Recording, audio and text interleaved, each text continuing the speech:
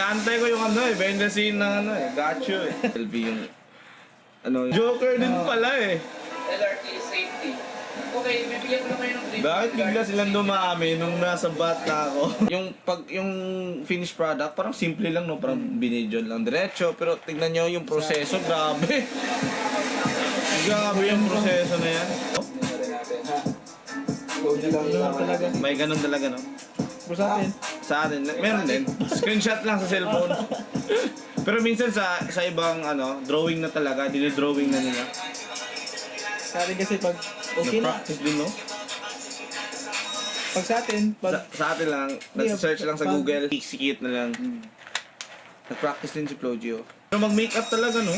Make-upan talaga eh. Sabi sila, no, pag gumagawa ng... Tingnan nyo si Flogio pag gumagawa ng music video, parang feeling niya nasa, ano siya eh, parang nasa gumagawa ng movie. Pag tayo kasi gumagawa ng MV, ibang level na. Ibang level na. Tayo kasi trip-trip lang. Naisip ko, no? Positive vibes and good vibes. So, kasi meron talaga nangyaring ganyan sa mga set eh. Meron talaga. Siraan nga kami ng lights eh. Kaya madilim yung ambisyon na, ano? Yung ambisyon na music video. Sabi na yung mga kamera no, naka-boom. Tangin na, million yan, million. Yung ano nga, yung kamera, 50,000 nga yan, yung liit lang. Pero feeling ko, rento eh. Parang baril ah. Nagre-rento. Kasi, parang lugi yung production. Renta lang yan, renta yung mga ganyan. Tulad ng mga sound system ba, nire-rent lang. Monitor na sila nung na yung finished product kumbaga. Bagay ba siya? Kung okay May lang. gusto daw siya na spot na something na LRT look. After niya sabihin sa kanya, tanong ko, saan ang location natin is LRT? Okay.